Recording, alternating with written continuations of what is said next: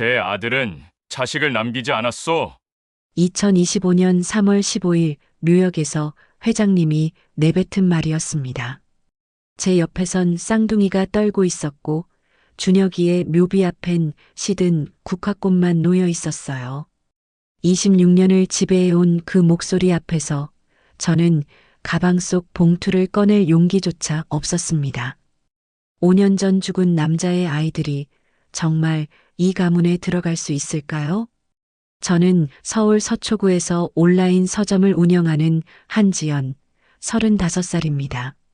제가 겪었던 너무나도 가슴 아프고 감동적인 사연을 소개해 드리겠습니다. 제 이야기가 마음에 닿는다면 구독과 좋아요로 응원 부탁드립니다. 감사합니다. 하늘공원묘지 4구역 오후 2시 40분. 묘역 입구에서 30분을 망설였어요. 민준이가 제 손을 잡아당기지 않았다면 아마 그냥 돌아갔을 겁니다. 엄마, 아빠 만나러 가야지. 그래, 가자. 계단을 오르는데 다리가 후들거렸어요. 준혁이가 마지막으로 남긴 말이 귓가에 맴돌았습니다. 지연아, 내가 죽으면 아버지한테 꼭 가. 약속해. 하지만 그 약속을 지키기까지 5년이 걸렸어요. 겁이 났으니까요. 준혁이가 그토록 두려워하던 사람, 한국재계 서열 12위 태원그룹 회장 윤태식. 모퉁이를 돌자 검은 코트를 입은 노인이 보였습니다. 무릎을 꿇고 묘비를 닦고 계셨어요. 70이 넘은 나이에도 허리가 꼿꼿했고 손놀림은 조심스러웠습니다. 준혁이 사진 속 차가운 눈빛의 회장님과는 달라 보였어요. 저 사람도 아들을 잃은 아버지구나. 그 생각이 드니 조금 용기가 났습니다. 민준이가 갑자기 뛰어갔어요. 할아버지, 민준아. 제가 소리쳤지만 늦었습니다. 아이는 이미 회장님 앞에 서 있었어요. 회장님이 천천히 고개를 들었습니다. 그 눈빛이 아이를 스치고 제게 닿았어요. 순간 숨이 막혔습니다. 준혁이가 말했던 게 이해됐어요. 아버지 눈을 보면 알아. 상대가 쓸모 있는지 없는지 3초 만에 판단하시거든. 누구요? 질문이 아니었어요. 명령이었습니다. 정체를 밝히라는. 저는 한지연이라고 합니다. 용건이. 윤준혁 씨와 관련된 이야기가 있어서 내 아들 이름을 함부로 부르지 마시오. 칼날 같은 목소리였어요. 비서 한 명이 슬그머니 다가와 제 뒤에 섰습니다. 도망가지 못하게 막는 것처럼 느껴졌어요. 민서가 묘비 앞으로 다가가 꽃을 내려놓았습니다. 마트에서 산 저렴한 카네이션 3송이였어요. 아빠, 우리 왔어요. 할아버지도 계시네요. 엄마가 사진으로만 보여줬는데 회장님의 눈빛이 변했습니다. 민서의 얼굴을 뚫어지게 바라보시더니 민준이에게로 시선을 옮기셨어요. 그리고 다시 저를 보셨습니다. 뭔가 착각하고 계신 것 같은데. 회장님이 일어서며 말했어요. 코트의 먼지를 털어내는 손길이 천천히 움직였습니다. 내 아들이 죽은 지 5년이 됐소. 그동안 당신 같은 사람이 23명 찾아왔소. 네, 다들 증거가 있다고 했소. 편지, 사진, 심지어 녹음 파일까지. 하지만 전부 가짜였소. 가슴이 철렁 내려앉았어요. 저는 다릅니다. 진짜 증거가. 그것도 들어봤소. 회장님이 비서에게 눈짓했어요. 남자가 태블릿을 꺼내 화면을 켰습니다. 거기엔 여자들의 사진과 이름, 요구 금액이 정리돼 있었어요. 한지연이라는 이름은 없었습니다. 아직은. 돌아가시오. 변호사 연락처를 드리겠소. 기다려주세요. 다급하게 가방을 열었어요. 봉투를 꺼내 회장님께 내밀었습니다. 손이 떨려서 메모가 적힌 사진을 바닥에 떨어뜨렸어요. 비서가 재빨리 주워 회장님께 건넸습니다. 첫 번째 사진. 준혁이가 제 배에 입 맞추는 모습이었어요. 뒷면엔 그의 필체로 날짜와 함께 한 줄이 적혀 있었습니다. 2019년 11월 3일. 우리 아이들 사랑해. 회장님의 손이 미세하게 떨렸어요. 두 번째 사진. 출산실에서 쌍둥이를 안고 우는 준혁이의 모습. 병원 이름표까지 선명하게 찍혀 있었습니다. 세 번째 사진. 준혁이가 아이들 이름을 지어주던 날이었어요. 공책에 빼곡히 적힌 한자들. 그중 동그라미 친 두 글자. 준, 민. 회장님이 중얼거리셨어요. 그 목소리가 갈라졌습니다. 윤준혁의 준자를 썼군요. 제가 조심스럽게 말했어요. 민자는 할아버지 성함에서 가져왔다고 했습니다. 윤민재 회장님의 입 닥쳐. 낮고 떨리는 목소리였어요. 회장님이 사진을 움켜쥐고 돌아서셨습니다. 어깨가 미세하게 흔들리는 게 보였어요. 한참의 침묵이 흘렀습니다. 유전자 검사를 하겠소.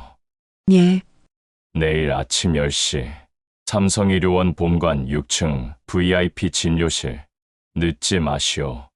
회장님이 걸어가기 시작했어요. 비서들이 따라붙었습니다.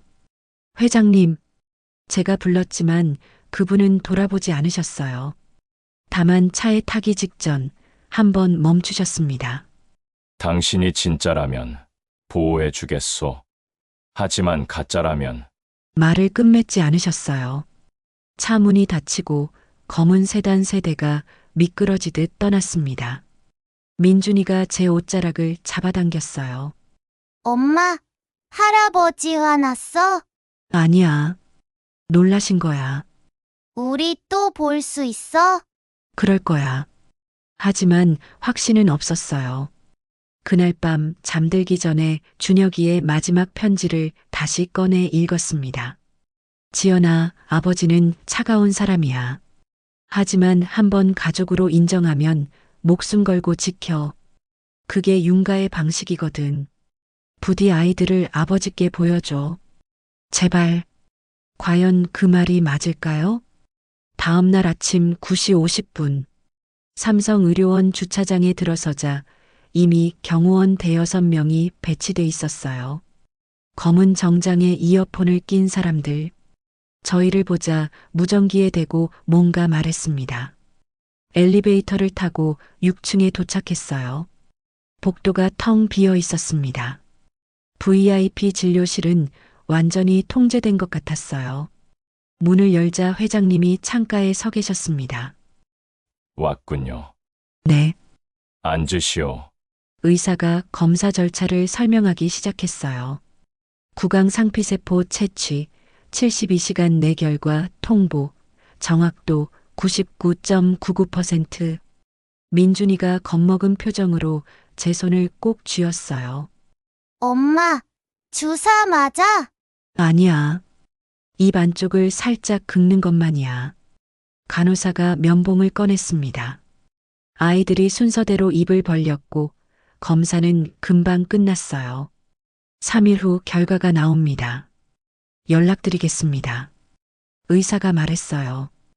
회장님은 고개만 끄덕이셨습니다. 나가려는데 회장님이 불렀어요. 한지연 씨. 네. 아이들 학교는 어딘가요? 갑작스러운 질문에 당황했어요. 아직 유치원입니다. 서초구. 이사할 준비를 하시오. 아이들 신분이 확인되면 언론이 들끓을 테니 무슨, 보호 조치가 필요합니다. 비서실에서 연락하겠소. 회장님이 다시 창밖을 바라보셨어요. 더 이상 말씀이 없으셨습니다. 복도로 나왔을 때 온몸에 힘이 빠졌어요. 이게 꿈인가 생시인가. 엘리베이터를 기다리는데 휴대폰이 울렸습니다. 모르는 번호였어요. 여보세요? 한지연 씨 맞으시죠? 한겨레 신문 사회부 기자 김민수입니다. 태원그룹 윤 회장님과 면담하신 게 사실인가요? 심장이 쿵 내려앉았어요. 어떻게? 사생아 의혹에 대해 한 말씀만 부탁드립니다. 전화를 끊었습니다. 손이 떨렸어요. 몇 초 후 또 다른 번호가 떴습니다. 그리고 또 누군가 흘렸어요. 일부러. 엘리베이터 문이 열리고 저는 아이들 손을 잡고 뛰기 시작했습니다. 회장님은 저희를 지켜줄까요? 아니면 버릴까요? 병원을 빠져나오자마자 휴대폰이 미친 듯이 울렸습니다. 23통의 부재중 전화, 문자는 셀 수도 없었어요. 전부 기자들이었습니다. 엄마, 왜 뛰어? 민서가 숨을 헐떡이며 물었어요. 주차장까지 단 3분 거리를 전력으로 달렸거든요. 괜찮아. 급한 일이 있어서 그래.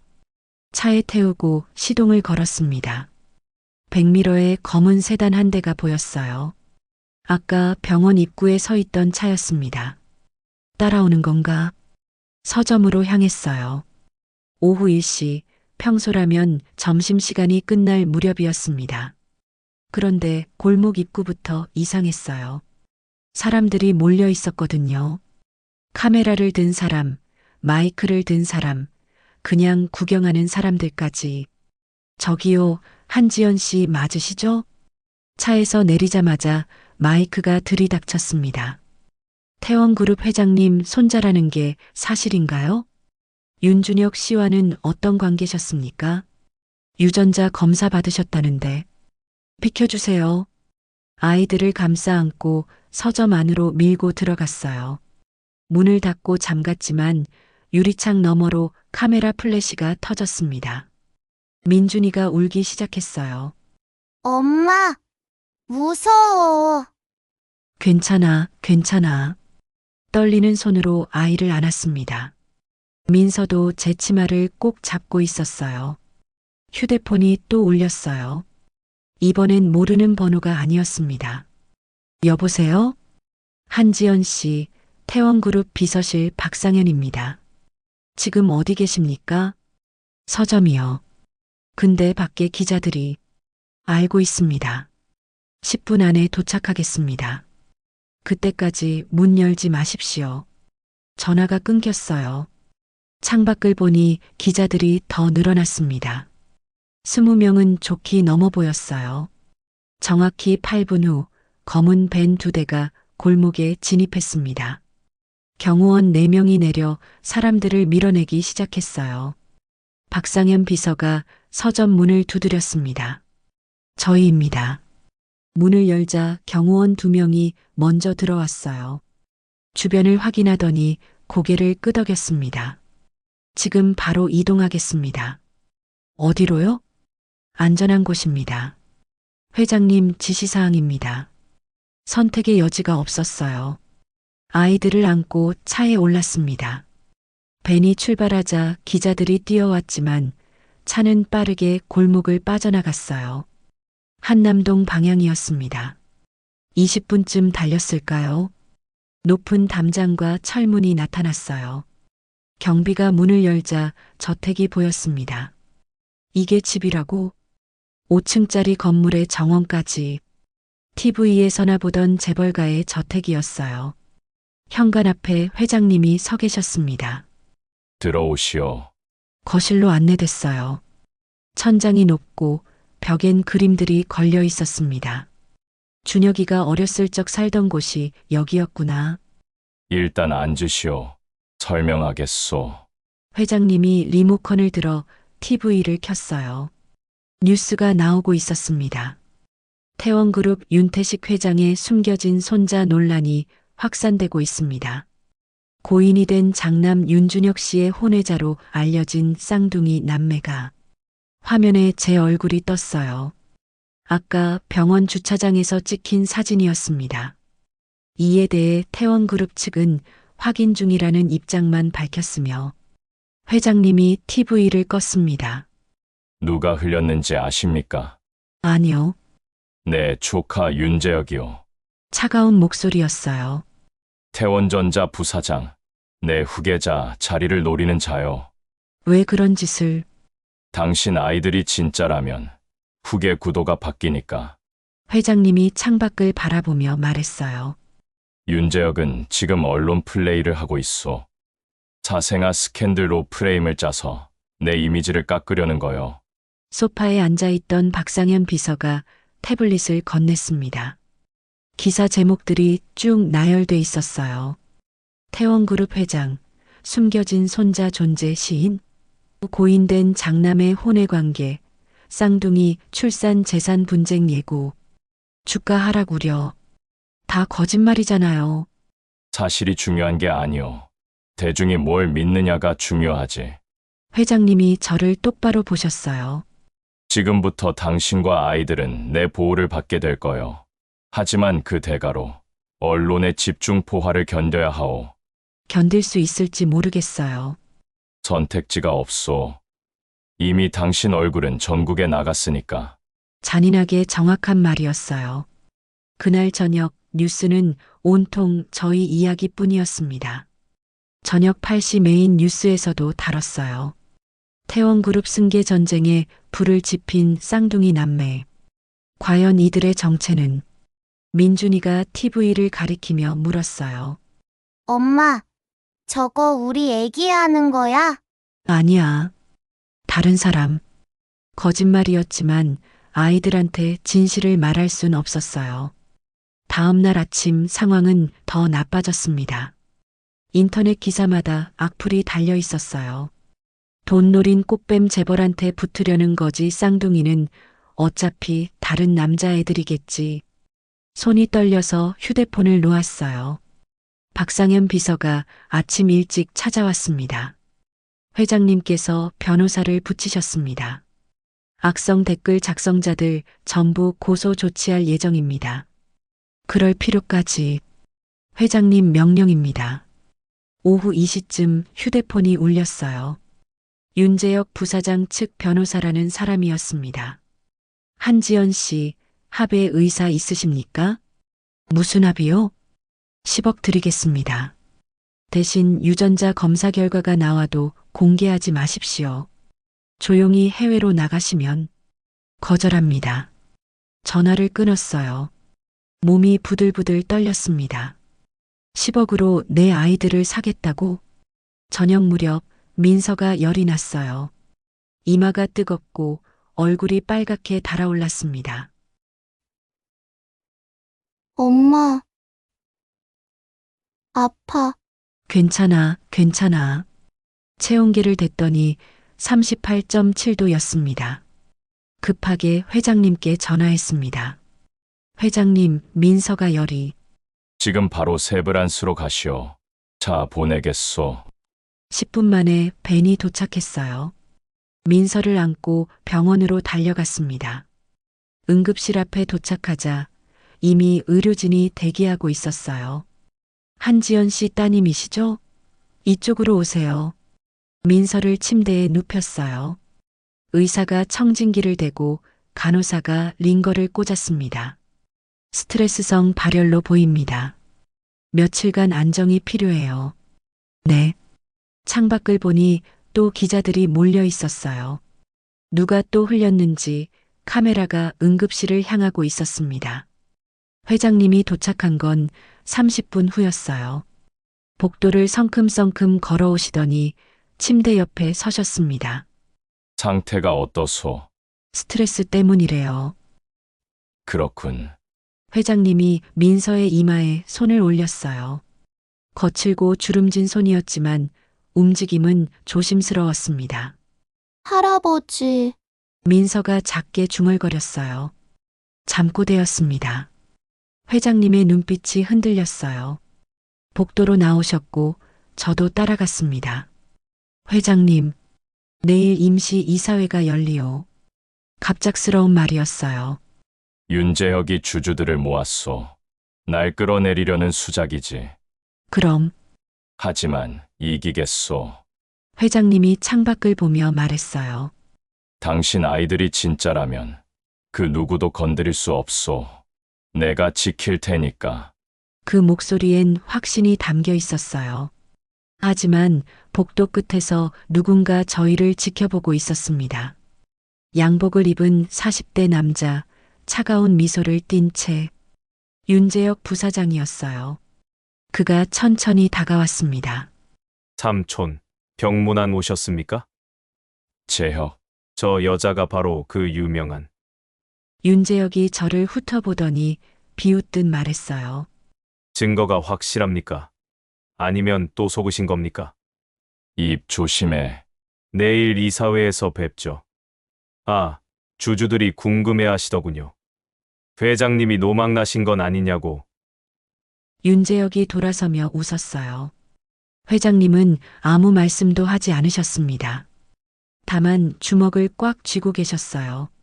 임시 이사회, 과연 회장님은 이길 수 있을까요? 민서가 태어난 다음 날 상황은 더 악화됐습니다. 아침 8시 초인종이 울렸어요. 문을 열자 구청 공무원 2명이 서 있었습니다. 한지연 씨 맞으시죠? 아동복지과에서 나왔습니다. 무슨 일이세요? 민원이 들어와서요. 아동학대 의심 신고가 접수됐습니다. 머릿속이 하얘졌어요. 학대요? 제가 애들을? 일단 확인 절차입니다. 아이들 좀 만나볼 수 있을까요? 선택의 여지가 없었어요. 공무원들이 거실로 들어왔고 민준이와 민서를 불렀습니다. 애들아, 이분들이 몇 가지 물어보실 거야. 엄마가 때리거나 한 적 있니? 아니요. 밥은 잘 먹어? 네. 엄마가 해줘. 질문은 10분 정도 이어졌어요. 아이들은 정직하게 대답했고 공무원들은 거실을 둘러봤습니다. 일단 학대 정황은 없는 것 같네요. 하지만 여자 공무원이 서류를 꺼냈어요.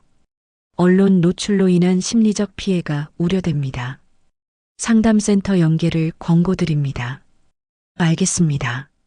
그리고 한 가지 더, 아이들 아버지가 사망했다고 기재돼 있는데 사망 신고는 되어 있나요? 네, 5년 전에 했습니다. 혹시 유족연금이나 보험금은? 받은 거 없어요. 아버지 측에서 아무 연락도. 그렇군요. 일단 오늘은 이만 가보겠습니다. 공무원들이 나가고 저는 소파에 주저앉았어요. 누가 신고한 거지? 휴대폰을 열자 메시지가 수십 개 쌓여 있었습니다. 대부분 모르는 번호였어요. 애들 팔아먹으려는 년 재벌 돈 노리는 거지 같은 것, 네 애들 진짜 윤준혁 자식 맞냐? 손이 떨렸어요. 메시지를 지우려는데 전화가 걸려왔습니다. 박상현 비서였어요. 한지연 씨, 지금 인터넷 보셨습니까? 아니요, 왜요? 일단 보시는 게 좋겠습니다. 포털 사이트 실시간 검색어 3위에 제 이름이 떠 있었습니다. 기사를 클릭했어요. 한지연, 과거 이력 드러나. 20대 시절 룸살롱 종업원? 뭐 이게. 기사를 읽어 내려갔어요. 전부 거짓말이었습니다. 저는 룸살롱에서 일한 적도 없고 20대엔 서점에서 아르바이트하며 대학을 다녔어요. 하지만 기사엔 익명의 제보자가 증언했다고 적혀 있었습니다. 댓글은 지옥이었어요. 역시 그럴 줄 알았다. 재벌 후장 노린 창녀 애들도 누구 자식인지 모르겠네. 휴대폰을 던지고 싶었어요. 하지만 참았습니다. 박상현 비서에게 전화했어요. 비서님, 이거 다 거짓말이에요. 저는 그런 데서 일한 적 없어요. 알고 있습니다. 지금 법률팀이 움직이고 있습니다. 해당 언론사와 작성자 전부 고소 조치할 겁니다. 하지만 이미 사람들은 다 믿었잖아요. 시간이 필요합니다. 전화를 끊고 창밖을 봤어요. 서점 앞에 또 사람들이 모여 있었습니다. 이젠 카메라가 아니라 야유를 보내는 사람들이었어요. 나와. 돈이나 받고 꺼져. 애들 데리고 어디 숨을 거야? 민준이가 커튼을 살짝 들추고 밖을 봤어요. 엄마, 저 사람들 왜 화났어? 아니야, 저 사람들은 우릴 모르는 사람들이야. 그럼 왜 우리 집 앞에 있어? 대답할 수 없었어요. 오후 3시 회장님이 직접 전화하셨습니다. 지금 바로 한남동으로 오시오. 하지만 선택지가 없소. 아이들이 위험하오. 벤이 15분 만에 도착했어요. 경호원들이 사람들을 밀어내고 저희는 차에 탔습니다. 한남동 저택에 도착하자 회장님이 거실에서 기다리고 계셨어요. 앉으시오. 소파에 앉자 회장님이 서류 뭉치를 건네셨습니다. 이게 뭔가요? 윤재혁이 흘린 자료요. 전부 조작된 거요. 서류를 넘겨봤어요. 제 이름으로 된 가짜 재직 증명서, 가짜 통장 내역, 심지어 성형외과 상담 기록까지.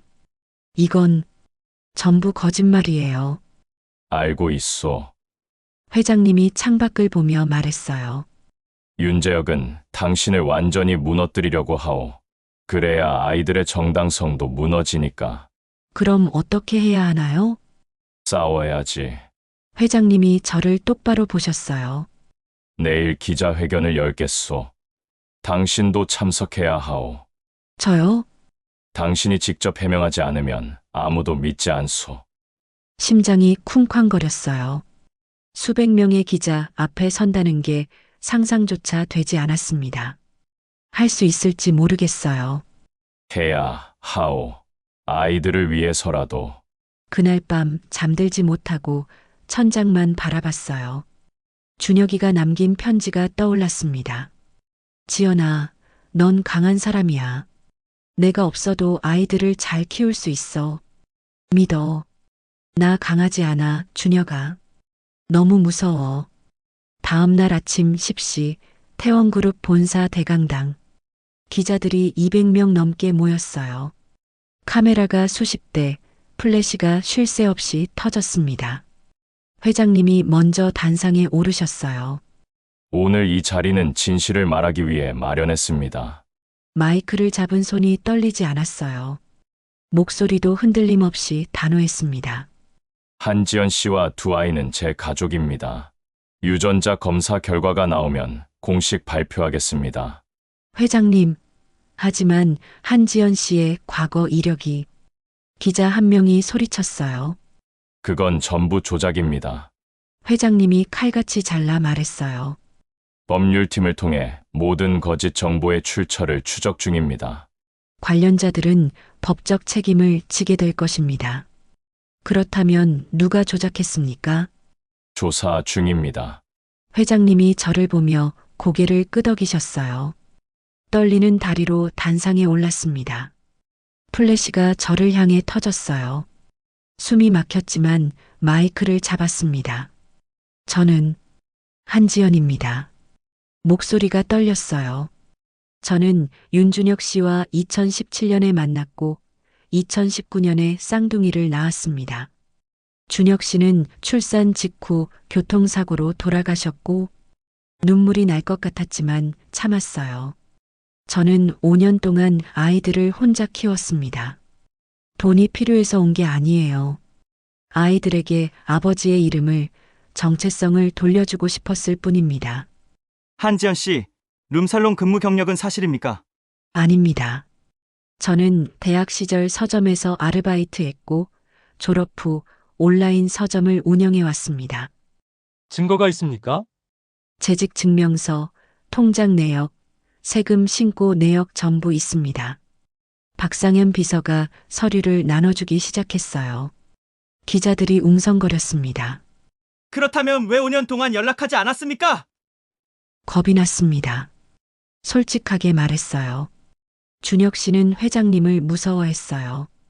그래서 저도 망설였습니다. 하지만 아이들이 자라면서 아버지에 대해 물어보기 시작했고 더 이상 숨길 수 없었습니다.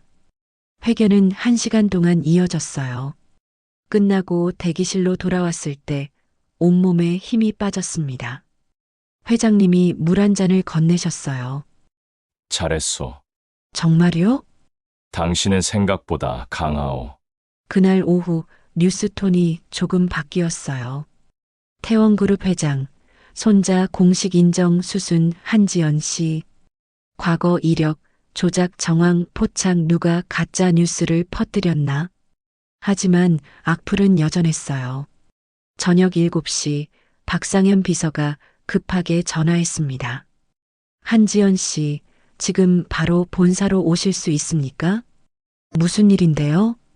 윤준혁 씨가 남긴 물건이 발견됐습니다. 뭐가요? USB입니다. 회장님 서재 책장 뒤에서 나왔어요.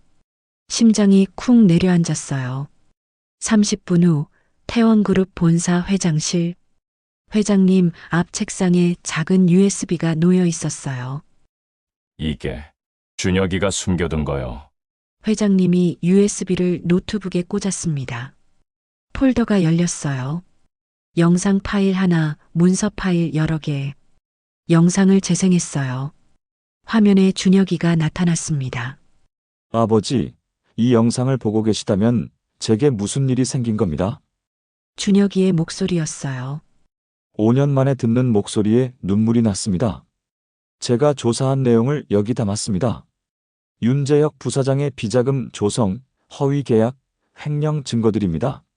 화면이 바뀌며 문서들이 나타났어요. 아버지, 조심하세요. 재혁 형은 회사를 넘기려 하지 않을 겁니다. 그리고 준혁이가 잠시 말을 멈췄어요. 제 사고도 사고가 아닐 수 있습니다. 이전에도 준혁에게는 사건 사고가 많이 발생했었습니다. 회장님의 손이 떨렸어요. 영상이 끝났습니다. 침묵이 흘렀어요. 회장님이 천천히 입을 여셨습니다. 재혁이 놈이 목소리가 갈라졌어요. 내 아들을 죽인 건가? 박상현 비서가 문서 파일들을 열기 시작했어요. 비자금 조성 내역, 유령회사 계약서, 해외 계좌 송금 내역. 전부 윤재혁의 범죄 증거였습니다. 이걸로 고소할 수 있습니까? 제가 물었어요. 고소. 아니요. 회장님이 일어서며 말했어요. 이걸로 그 놈을 완전히 무너뜨릴 거요. 창밖 서울 야경이 반짝이고 있었습니다. 내일 주주총회 과연 어떤 일이 벌어질까요? USB 발견 다음 날 회장님은 움직이기 시작했습니다. 오전 9시 한남동 저택 서재. 낯선 남자 2명이 앉아 있었어요. 한 명은 60대 후반, 한 명은 50대 초반쯤 돼 보였습니다. 소개하겠소. 김태윤 전 서울중앙지검장, 그리고 이준석 공인회계사요. 회장님이 말했어요. 이분들이 증거를 법적으로 완벽하게 만들어줄 거요. 김태윤 변호사가 USB 파일들을 노트북에 띄웠어요. 비자금 조성 금액만 해도 320억입니다. 횡령, 배임, 조세 포탈까지 엮으면 징역 10년은 가뿐합니다. 하지만 증거 능력이 문제입니다. 이준석 회계사가 말했어요. 고인이 수집한 자료라 증거 인멸 의혹을 제기당할 수 있습니다. 그래서 추가 증거가 필요하오. 회장님이 박상현 비서를 봤어요. 지난 3년간 재혁이 관련 모든 문서를 확보하시오. 이사회 의결서, 계약서, 출장 기록까지 전부요. 알겠습니다. 김태윤 변호사가 고개를 끄덕였어요. 그리고 윤준혁 전무사고 당시 자료도 다시 확보하겠습니다. 차량 정비 기록, CCTV, 블랙박스까지. 사고도 조사하시겠다는 겁니까? 제가 물었어요. 5년 전 일인데 의심스러운 정황이 있소. 회장님이 차갑게 말했어요. 준혁이가 재혁이 비리를 조사하던 시점에 사고가 났소. 너무 우연치곤 타이밍이 완벽하지. 오후 2시 회장님이 저를 불렀습니다. 한지연 씨, 준혁이가 남긴 편지나 문자 메시지 있소? 네, 있어요. 가방에서 봉투를 꺼냈어요. 준혁이가 손으로 쓴 편지 12통, 출력한 문자 메시지 수십 장. 김태윤 변호사가 하나씩 검토하기 시작했어요. 이거 결정적입니다. 그가 편지 한 장을 들어 올렸어요. 형이 또 회사 돈을 빼돌렸어. 아버지는 모르시는 것 같아. 증거를 모으고 있어. 2019년 10월 작성이네요. 그리고 이 문자 메시지. 이준석 회계사가 휴대폰 캡처 화면을 가리켰어요. 지연아, 오늘 형 뒤를 밟았어. 강남 삼익빌딩 지하 금고에 들어가더라. 뭔가 숨기는 게 분명해. 사고 일주일 전 문자입니다. 회장님이 주먹을 꽉 쥐었어요. 삼익빌딩 금고. 거기가 제역이 비자금 은닉처일 가능성이 높소. 압수수색 영장 청구하겠습니다. 김태훈 변호사가 노트북을 열었어요. 하지만 시간이 필요합니다. 영장 발부까지 최소 3일은. 그럼 늦소. 회장님이 일어섰어요. 주주총회가 뭐래요? 그 전에 결정타를 날려야 하오. 그럼 어떻게? 언론을 이용하겠소. 회장님이 휴대폰을 들었어요. 누군가에게 전화를 걸었습니다. 나요. 내일 오전 인터뷰 잡아주시오. KBS 시사 프로그램으로. 그날 저녁 회장님의 전략이 시작됐습니다. 밤 9시 뉴스 직후 KBS 추적 60분 예고 화면이 떴어요. 내일 밤 방송됩니다. 태원그룹 비자금 의혹, 그 진실을 파헤칩니다. 휴대폰이 울렸어요. 박상현 비서였습니다. 윤재혁 측이 움직이기 시작했습니다. 뭐라고요? 회장님 재산 가압류 신청했습니다. 그리고 내일 임시 주주총회에서 회장직 K만을 상정할 예정입니다. 심장이 쿵 내려앉았어요. 그게 가능해요? 지분 30%를 확보했다고 합니다. 소액 주주들까지 끌어모았어요. 회장님은 몇 %세요? 38%입니다. 하지만 나머지 주주들이 어디로 붙느냐가 관건입니다. 밤 10시 김태훈 변호사가 급히 찾아왔어요. 회장님, 차량 정비 기록 확보했습니다. 뭐가 나왔소? 준혁 전무 차량, 사고 이틀 전 점검 받았는데 브레이크 패드가 새 것으로 교체됐다고 기록돼 있습니다. 그런데 사고 직후 국과수 감식 결과엔 브레이크 패드가 심하게 마모돼 있었습니다. 회장님의 눈빛이 변했어요. 이틀 만에 그렇게 마모될 순 없소. 네, 인위적으로 손상시킨 게 분명합니다. 정비소 CCTV는? 아쉽게도 이미 삭제됐습니다. 하지만 김 변호사가 서류를 꺼냈어요. 당시 정비소 사장 증언을 확보했습니다.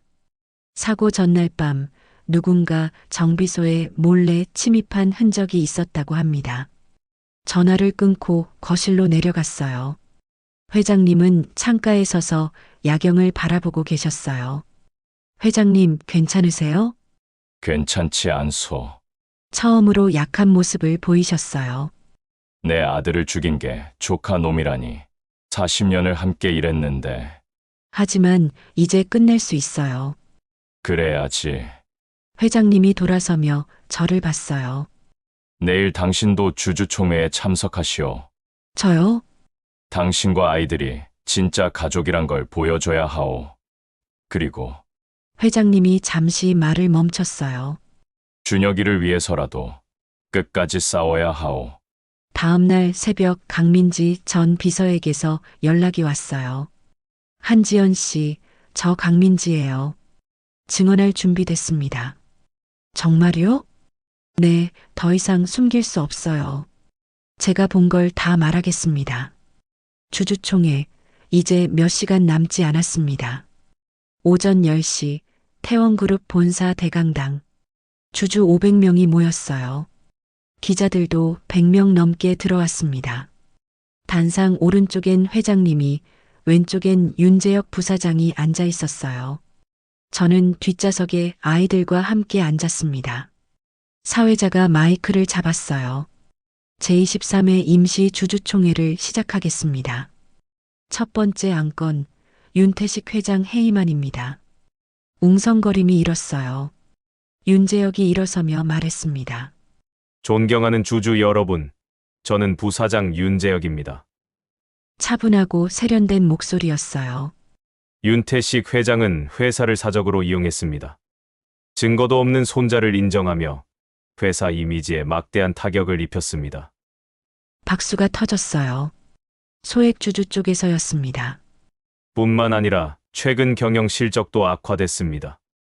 주가는 15% 하락했고 잠깐. 회장님이 일어섰어요. 발언권을 요청하오. 아직 제 발언이. 지금 당장. 회장님의 목소리가 대강당을 울렸어요. 사회자가 당황하며 고개를 끄덕였습니다. 회장님이 단상 중앙으로 걸어 나왔어요. 주주 여러분, 오늘 여러분께 진실을 말씀드리겠습니다. 스크린에 영상이 떠올랐어요. 준혁이의 얼굴이었습니다. 제 아들 윤준혁이 남긴 기록입니다. 대강당이 조용해졌어요. 영상 속 준혁이가 말하기 시작했어요. 아버지, 이 영상을 남깁니다. 제가 조사한 내용입니다. 준혁이가 서류를 펼쳐 보였어요. 윤재혁 부사장이 회사 돈을 빼돌리고 있습니다. 비자금 조성 금액 총 320억, 유령회사 13개, 해외 계좌 성금 내역까지 전부 여기 있습니다. 화면이 바뀌며 문서들이 하나씩 나타났어요. 계약서, 통장 내역, 이메일 캡처. 형은 위험한 사람입니다. 회사를 위해서라면 뭐든 할 겁니다. 아버지, 조심하세요. 영상이 끝났어요. 침묵이 흘렀습니다. 윤재혁이 벌떡 일어났어요. 조작입니다. 이건 죽은 사람 입에 거짓말을 넣는 짓이에요. 조작. 회장님이 비웃듯 말했어요. 그럼 이것도 조작이오? 스크린에 새로운 자료가 떴어요. 은행 거래 내역서였습니다. 2021년 7월 23일 홍콩 HSBC 은행으로 85억 송금. 2022년 3월 15일 K맨 제도 유령회사로 120억 송금. 김태훈 변호사가 단상에 올라 설명하기 시작했어요. 이 모든 거래의 승인자는 윤재혁 부사장입니다. 회사 자금을 개인 계좌로 빼돌린 명백한 횡령입니다. 거짓말입니다. 윤재혁이 소리쳤어요. 하지만 목소리가 떨리고 있었습니다. 그 돈은 해외 사업 투자금이었어요. 정상적인 절차를. 정상이라고요? 회장님이 다른 서류를 꺼냈어요. 그럼 준혁이 사고는 어떠소? 대강당이 술렁거렸어요. 사고 이틀 전, 준혁이 차는 정비소에서 브레이크를 새 것으로 교체했소. 하지만 사고 직후 국과수 감식에선 브레이크가 심하게 마모된 상태였소. 그건 이틀 만에 그렇게 마모될 순 없소. 누군가 인위적으로 손상시킨 거요. 김태훈 변호사가 서류를 들어 올렸어요. 정비소 사장 증언입니다. 사고 전날 밤 누군가 몰래 정비소에 침입했다고 합니다. 증거 없는 추측이에요. 윤재혁이 반박했지만 회장님은 멈추지 않았어요. 그럼 이 녹음은 뭐요? 재생 버튼을 눌렀어요. 스피커에서 목소리가 흘러나왔습니다. 회장 늙은이가 언제까지 버티겠어? 준혁이만 없어지면 회사는 내 거야. 윤재혁의 목소리였어요. 저 바보 같은 놈, 브레이크 고장인 줄도 모르고 탔더라. 완벽했어. 대강당이 폭발했어요. 주주들이 웅성거리기 시작했습니다. 윤재혁의 얼굴이 창백해졌어요. 이건 언제 녹음한? 당신 비서가 제공했소. 뒷문이 열리며 30대 여성이 들어왔어요. 강민지였습니다. 저는 윤재혁 부사장 밑에서 3년간 일했습니다.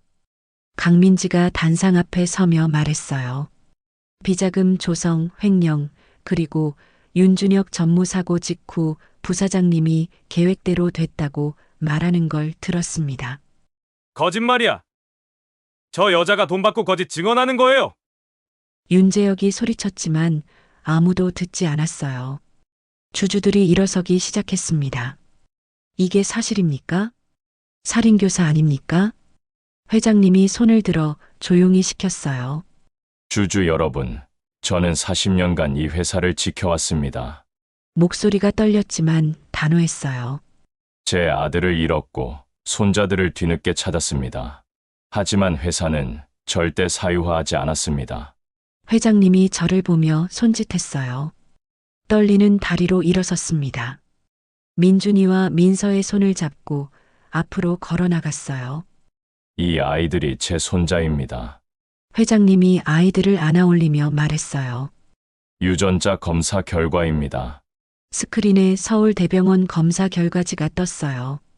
부계 일치 확률 99.99%. 박수가 터졌어요. 일부 주주들이 일어서서 박수를 쳤습니다. 그리고 이분이 제 며느리 한지연입니다.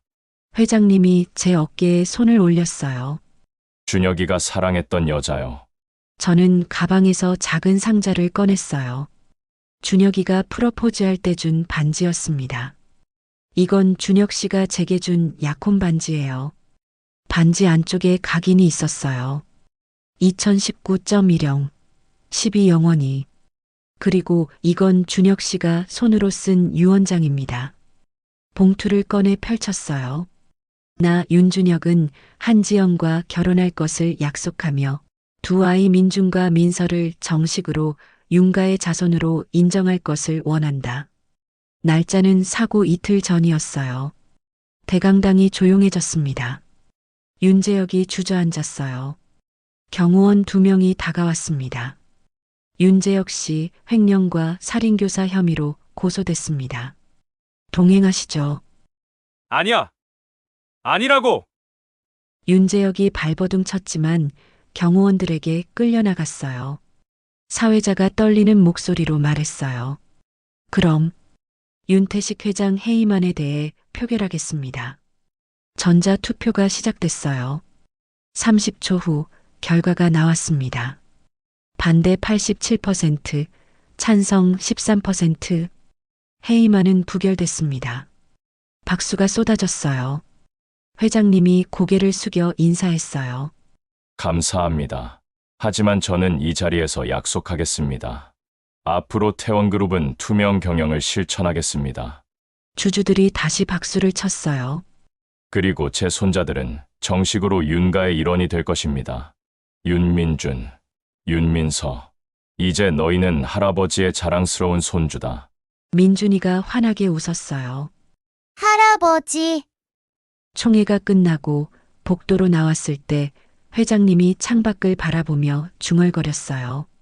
준혁아, 이제 편히 쉬어라. 아빠가 다 끝냈다.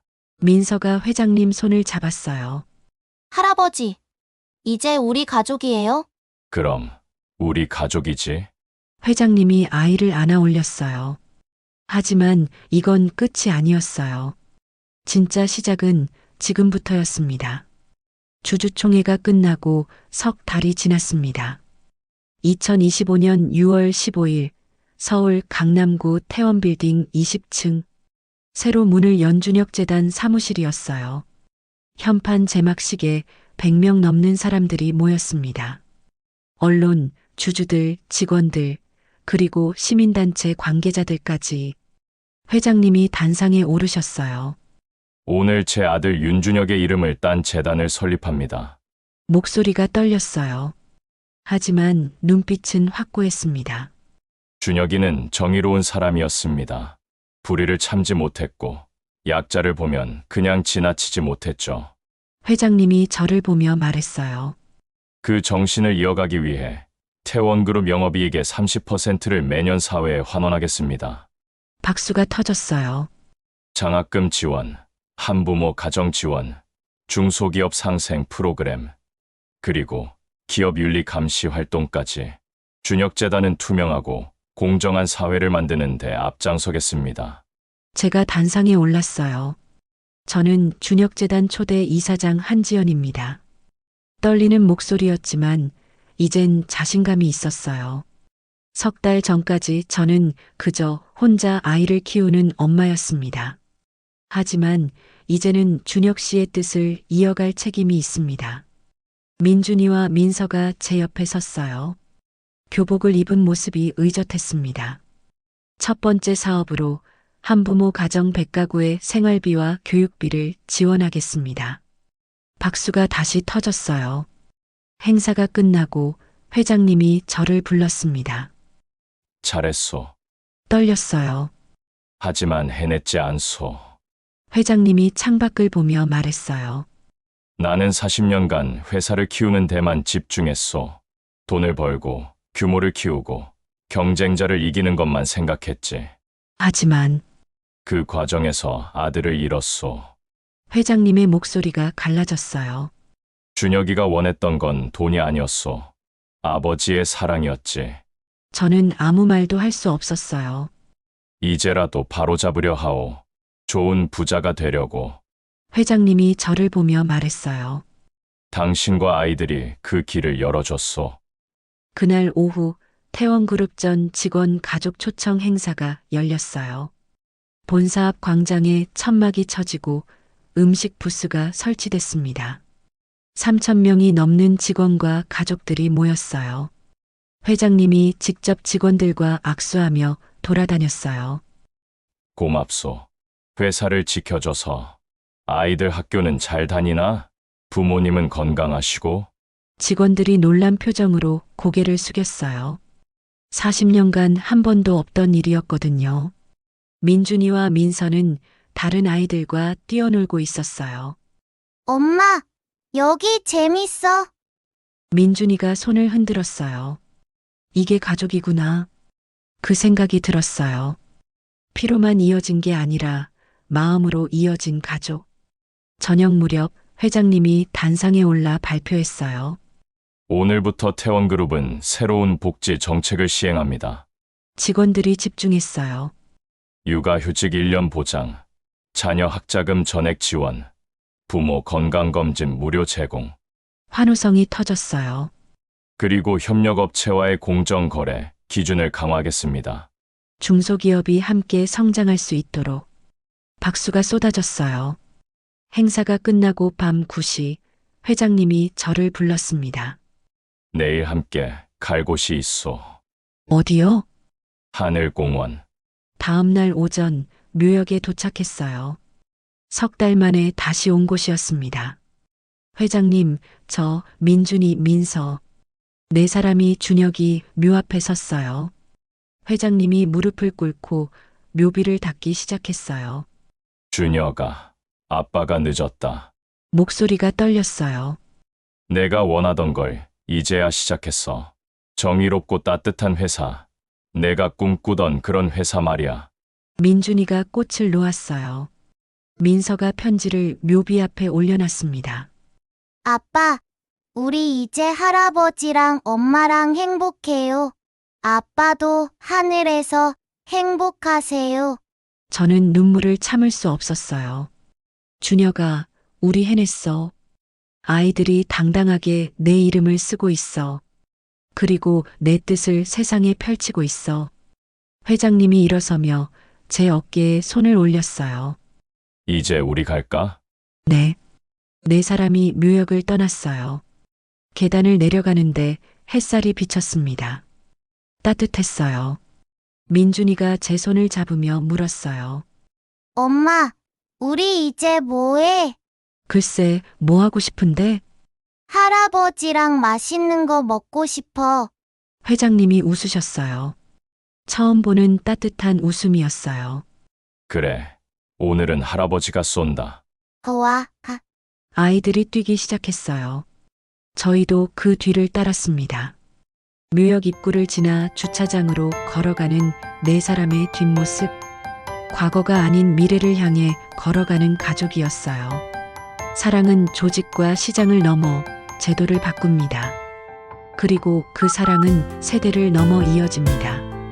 준혁이가 남긴 사랑이 아이들을 통해, 재단을 통해, 회사를 통해 세상으로 퍼져나가고 있었습니다. 이제 우리는 압니다. 진짜 부는 돈이 아니라 함께 나누는 마음이라는 것을. 여기까지가 제 이야기였습니다. 끝까지 들어주셔서 고맙습니다. 구독과 좋아요는 큰 힘이 됩니다. 그리고 댓글로 여러분의 이야기도 들려주세요. 어디에서 듣고 계신지도 알려주세요. 감사합니다.